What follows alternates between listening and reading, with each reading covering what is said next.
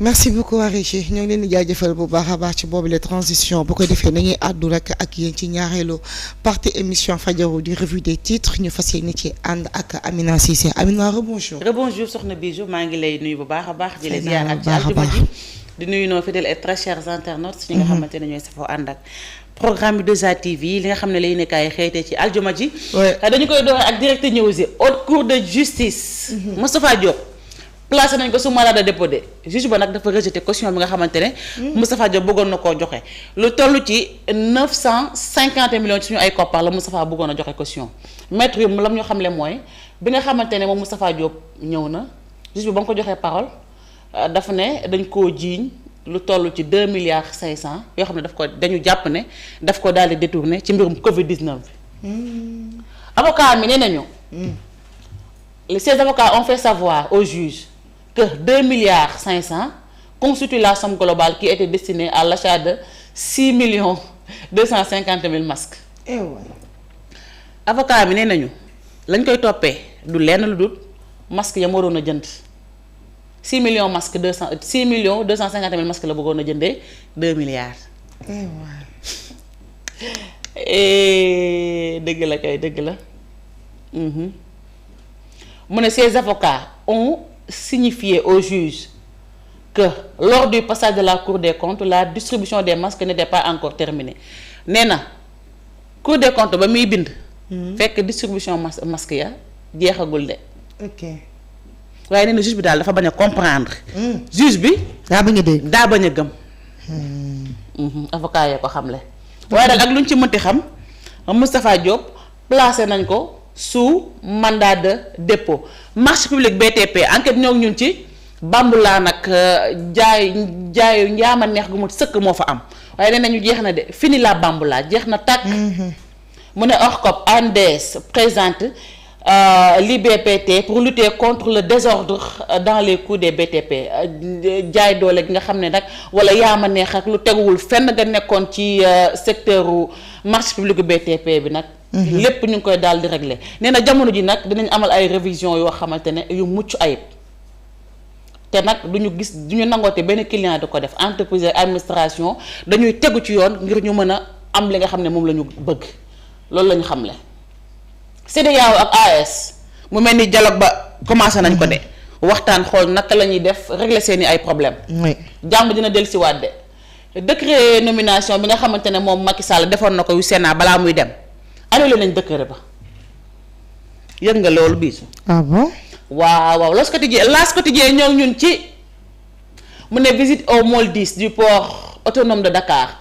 la satisfecit du docteur Fatou Diouf mu mel ni am na ci daal satisfaction bu baax a baax bu ginnaaw ba mu visité môle 10 bu port autonome bu Ndakaaru mu ne le président de la CAPS Alioune Thiam et les acteurs disposent à accompagner le gouvernement bu ñu mën a pare nañ pour gunge gouvernement bu Sénégal de. pour ñu mën a liggéey. mu ne refus de participation au dialogue et réquisition de Cheikh Gueye APR motive sa décision. APR nee na demul de. nee na demluwul yëgluwul. demul te yónneewul. Le Quotidien ñëw ñun ci Moustapha Diop placé nañ ko sous mandat de dépôt mu ne de la lumière à l'ombre leer gu mujjee ci. lëndëm. ki nga xam ne nag moo fi nekkoon ministre de l'industrie. lañ koy toppee xam nga lan la détournement lu toll ci 930 millions ci suñu ay koppar. Cour suprême kase na décision bi Macky Sall jëloon bi nga xam ne da doon nommé membre Sénat yi. ok. Cour suprême tasar lépp. Les Échos ñoo ñun ci Abdou Fall Moustapha Diop fekk dina su fi Gladima de waaw placé nañ ko sous mandat de dépôt. dugaloon na caution nag waaye juge bi dafa bañ caution ba. nee na ko gàntal demal. les poursuites quitte moo ngi nii de lañ koy toppee 2,5 milliards pour retomber à 931 millions moom nag am na caution bu mu ne woon da koy teg de mu ne il propose une caution en nature la bëggoon a cautionné te ñee chèque lañ bëgg. moo tax mbir mi mënulu antu. mu ne à notre arrivée on savait que la messe était dite les agents pénitentiaires étaient déjà positionnés selon son avocat bi nee na. ñoom ba ñuy ñëw xamoon nañ ne gars yi préparé woon nañ lépp. xamoon nañ ne dañ koy mandat de dépôt de. ndax daanaka pénitentiaire ñoom ñëpp nekkoon nañ position boo xam ne daal. kii dañ koy jël. ñu ko ciix yenn yóbbu mandat de dépôt. du samay kàddu nag avocat yi nga xam ne ñoo koy leeral ñoo ko daal di xamle. assemblée générale annuelle demee bu nga xam ne moo di Guéro la fédération foot en chiffres lii la ñu xamle. Jugé aujourd'hui le marabout Prince Mbacké sous mandat de dépôt dans une nouvelle affaire mais d'autres plaintes attendues. ayca Le Soleil ñoo ñun ci production du gaz naturel liquéfié de la phase 1 de GTA mbirum GTA bi nag soxna Bijou. mu ngi mel ni lancé nañ ko de. waaw 10 à 25% destinés au marché domestique. Le chef de l'État en a fait l'annonce hier démb fa nga xamante ne nag. moo di ca visite bi mu doon amal ci plateforme gazière ba. ànd ak benn homologue am mauritanien bi. nee na cet approvisionnement permettra de soutenir une baisse structurelle progressive maîtrisée et durable des prix de l'énergie mu nekk lu am solo nag soxna Bijou ndax dina tax naka la ñuy maîtriser li nga xam ne moo di si wàllu énergie waaye tamit naka lay nekk énergie boo xam ne dafay durable maanaam bu yàgg. waaye tamit dina tax ñu wàññi li nga xamante ne moo di njëg ak li ni mel Bassirou Diomaye Diakhar Faye nee na ce gaz n'aura de valeur pour notre peuple pour qu'il produise de la lumière de la croissance de la dignité. nee na gaz bi nga xam ne ñu ngi koy wax nii. lenn rek moo koy tax a jóg dañ koy produire pour askan bi pour askan boo xamante ne lumière lay indi. croissance ak li nga xam ne moo di dignité loo am solo maanaam daal gaz gi. bu ci gàttal dina delluwaat ci askan parce que askan bi moo ko moom kon ni ñu koy waxee les ressources naturelles appartiennent au peuple. L'évidence ñoom ñun ci mu ne Malaw sur le dialogue national l'APR y prendra part ah bon APR dina dem. yàlla bëri na sutura nañ xaar. mu ne l'APR y prendra part. ñu ngi leen di xaar ñoo ngi xaar. Moustapha Diop en mouton de tabaski ëpp na. maire Louga maire kii bi. Saint-Louis. nee nañu Moustapha Diop. mujjee naa nekk xarum tabaski. tabaskee nañ ko de ndax moom tabaski ba ca kaso ba la koy fekk. moom meeru Louga bi. waaw moom mi jote woon ak tabaski. moom Moustapha mi jote woon ak tabaski mujjee nañ koo tabaski ndax fekk na tabaski te tabaski du ko fekk ci dëkk bi. mook tabaski yow tabaski du leen fekk ci biti. mook tabaski du leen fekk ci dëkk bi ci biti. te moom moo jote woon ak tabaski. te moom Moustapha mujjee naa nekk xarum tabaski. te ci li mu jotee ak tabaski moo tax tabaski ñu yóbbu ko foofee ca biir. te looloo tax tabaski du fekkee tabaski ci biir ci biti. d'accord voilà. Libération ñoo ñun ci Abdou comprendre nga. vol de 3 car ay mbaay waay réew mi lépp la ñuy sàcc. doy na mu ne ñetti carnet. trésor moom nennu nañ ko. waaw trésor léegi moom. doo may gala la trésor kay doo may gala. trésor léegi. trésor nennu nañ ko de. vol de 3 carnets de 150 chèques. Au trésor la bamboula à milliards des sociétés de transit.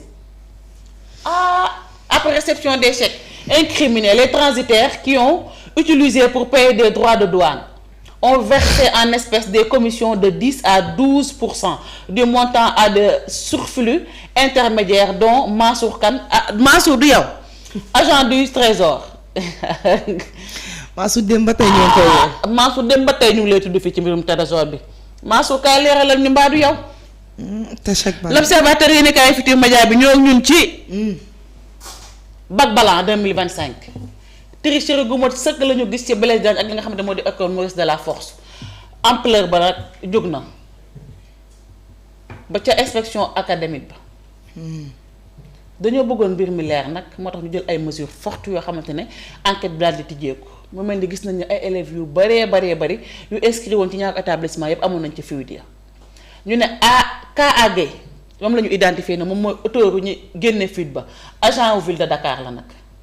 lii la ñu xamle ancien ministre bi. surprise bu moo sëkk moo am ci audience moom doon amal fële ca kanamu commission d'enquête commission bu haute cour de justice bi.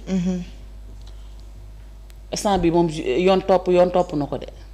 waaye ay chef d'accusation yu 10 la moo tegu ci kaw moom Moustapha Diop mi waaw. déedéet kay. Les bordereaux de commande et les procès-verbaux de réception qui n'ont pas convaincu la commission d'instruction procès-verbaux yi ñu indi.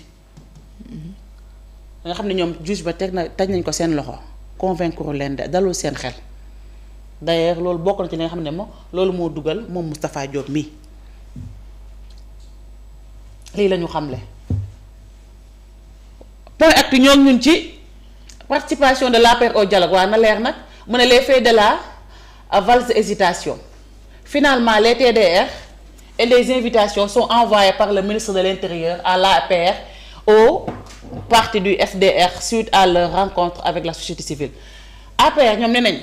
ministre de l'Intérieur jox na leen TDR jox na leen invitation. waaye tamit parti bi nga xamante ne moo di FDR muy kuréel bi ëmb ñoom ñi nga xamante ne ñoo nekk ci opposition bi daanaka société civile bi moom moo sàkk woon waxtaan daal di am ci seenu biir. moo ngi ne mu ne et au parti du FDR suite à leur rencontre avec la société civile donc mën nañu xaarandi kon moom mën nañoo ñëw mu ne le tweet jamais démenti d'Alioune Tine sur les propositions de Macky Sall à dialoguer Macky Sall moom nee na pare na pour waxtaan de. waaw. mu ne une semaine après les révélations sur l'entretien téléphonique Alioune Tine Macky Sall Pape Malick Ndour se résout à briser son lourd silence ñu ne ki nga xamante ne mooy di Macky Sall ak Alioune Tine waxtaan nañ de. waxtaan nga nag lañ ci jublu mooy ñu ñëw waxtaanee réew bu Sénégal fexe am dialogue boo xam ne dafa am ci diggante Macky Sall ak ñi nga xamante ne ñoo fi nekk. mu ne Pape Malick Ndour esquive les complaintes de son parti face à la société civile pas de carte d'invitation. Mode de désignation de Cheikh Gueye et sa réquisition. Et sa récusation pour délit de proximité avec Pastef. Point actu campe sur les faits et s'interroge sur le démenti de Pape Malick Ndour qui enflamme les imaginaires. ñi daal naan APR wax na. ñi naan APR waxul. APR dina bokk wala du bokk. ba tax point actu daal di laaj ab samp jël ay mbir daal di koy teg pour mu mën a leer ci li nga xamante ne moo di bopp askan wi mel ni société civile bi daal moo nekk ci ginnaaw xool naka la ñuy def pour waxtaan mën a am ci boobu la diggante soxna Bijou. macha allah. Rewmi Quotidien ñoo ngi ñun ci haute cour de justice. La première nuit de Moustapha Diop en prison. Moustapha Diop dina passé guddeem gu njëkk ca kaso ba gannaaw ba ñu ko placé sous mandat de dépôt.